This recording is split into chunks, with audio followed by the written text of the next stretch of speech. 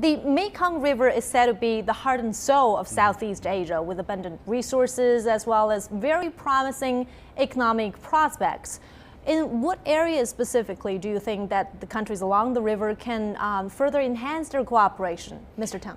Some mechanisms have already been there. For example, the cooperation among the countries, between the countries. This is a very important initiative proposed by the Chinese leaders and also the regional countries this time.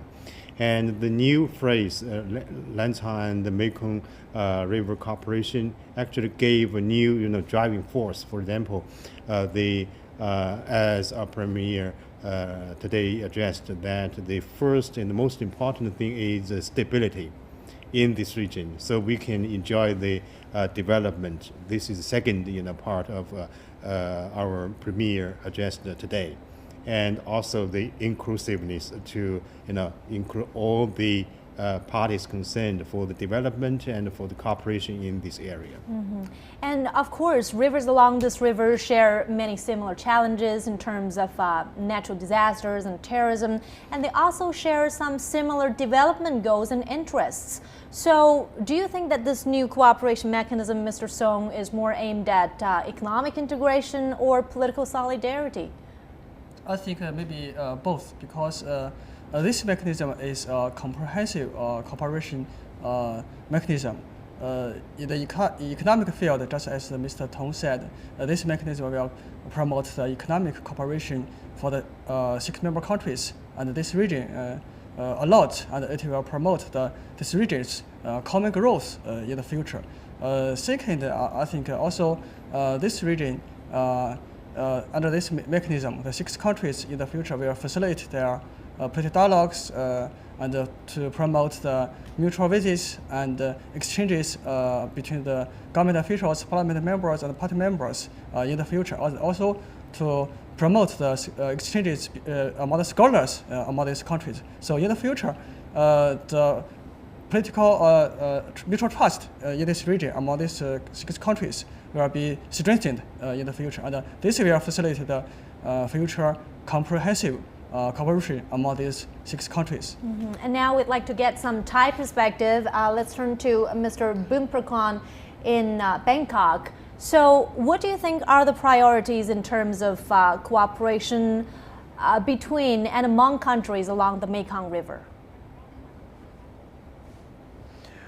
Well, of these 2 gentlemen previously mentioned a state share goal for the region, but I'd like to add that we have really addressed this issue a little bit late compared to other parts of the world.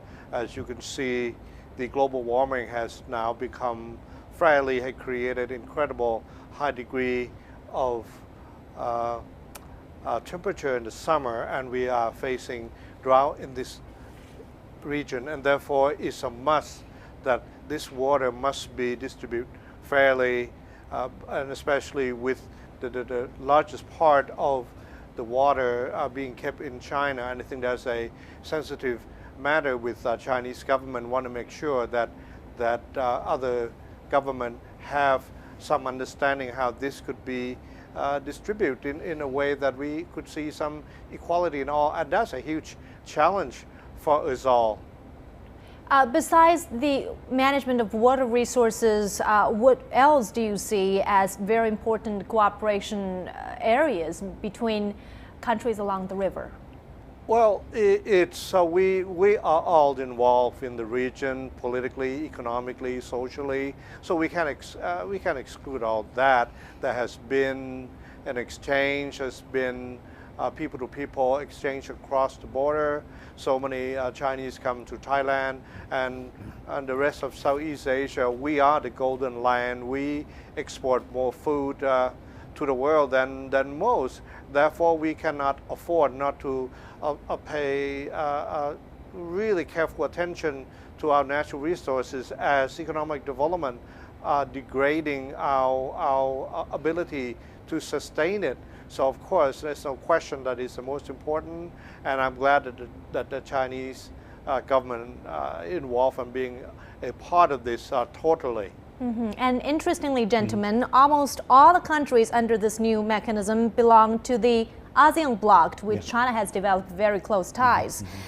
there's now an increasing sense of interdependence as well as connectivity between these countries. So will this mechanism, the LMC, act as a supplement to relations between China and ASEAN, Mr. Teng? Of course, it's a very important arrangement among the countries concerned in this region because of the geographic advantage among the countries in that region.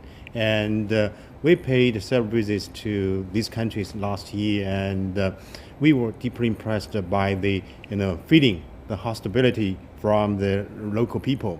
They are very kind of our visit and also gave us a lot of proposals for the enhancement of the cooperation in politics, in security, and also in economy. And as compared with other 5 countries of ASEAN, these 5 countries, just to show their specific interest in the cooperation. For example, the people's exchanges, they gave very, higher, anticipation to the cooperation in this regard. For example, the overseas Chinese to study in Beijing in some other countries, they can get some benefit from the achievements of our, fast development. China, after more than 30 years fast development, actually has become the driving engine of world economy. So I think there are a lot of complementarities between China and the 5 countries. They can make a full use of the advantages from each other and to have win-win cooperation in this regard. And of course, geographical proximity is a very important thing to facilitate sub-regional development. But when it comes to there are different political agendas, Mr. Song, how do you think that different political agendas will hamper the progress on the sub-regional cooperation? I think there is a common feeling or common sense that this region, these 6 countries, should to unite or to cooperate with each other to facilitate this region development. Because currently, as our Premier said, the world economic situation is not good, and its growth is slow. So now, even there are some differences among the 6 countries' political agendas or their priorities in some areas for cooperation.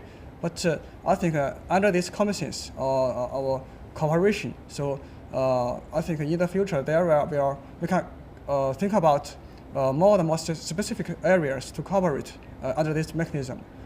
We can implement the specific plans of early harvest in the future to create direct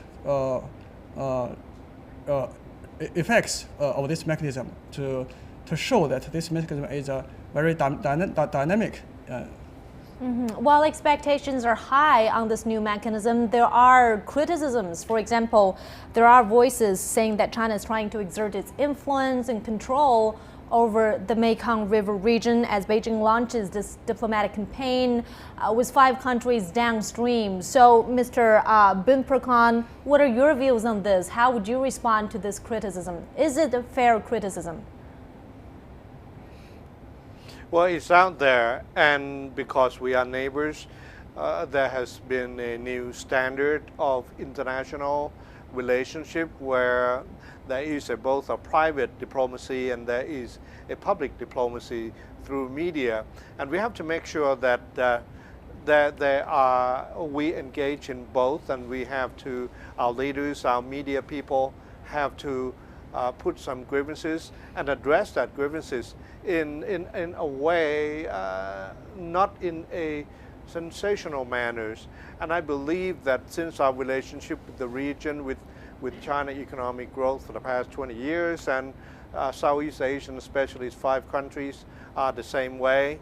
So we will have to address it. And yes, there are that accusation, but as it goes along, we both will address it, and I believe that we have to live together. There has to be some give and take, and I believe that China has taken it a little bit unfairly in a way that the water has to come down, so the water can't go anywhere, and maybe the criticism have to be understood by a little bit more emotional, but as a government to government, we always should maintain this communication and address it in a fair way. I think that we are headed in that direction fairly. Well, Mr. Teng, what do you think are the roles that China is going to play in this under this LMC mechanism? Actually, we heard a lot of complaint from the United States, from Japan about the increase of our influence in this region. For example, the cooperation with the 5 countries about the the security and economic arrangement. They said you are going to do something in this region and to have some sphere of influence in this region. But I think this is only one side of the coin. Of course, China has adjusted its policy toward the 5 countries in recent years as one part of our comprehensive diplomacy.